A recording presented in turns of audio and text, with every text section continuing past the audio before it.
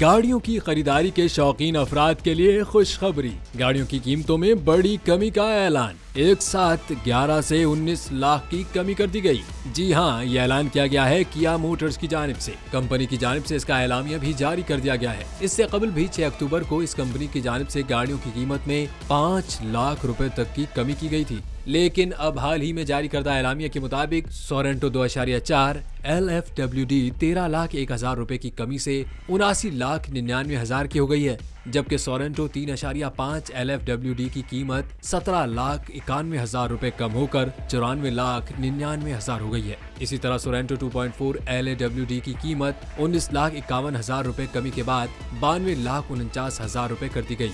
लेकिन अब हाल ही में जारी करदा एलामिया के मुताबिक सोरेंटो 2.4 LFWD 13,01,000 रुपए की कमी से 89,99,000 की हो गई है, जबकि सोरेंटो 3.5 LFWD की कीमत 17,91,000 रुपए कम होकर 94,99,000 हो गई है।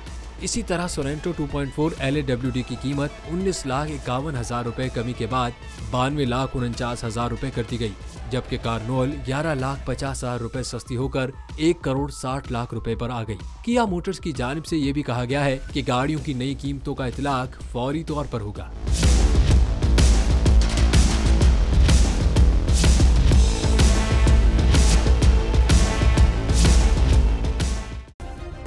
सब्सक्राइब करें और बेल दबाएं ताकि कोई खबर रह न जाए।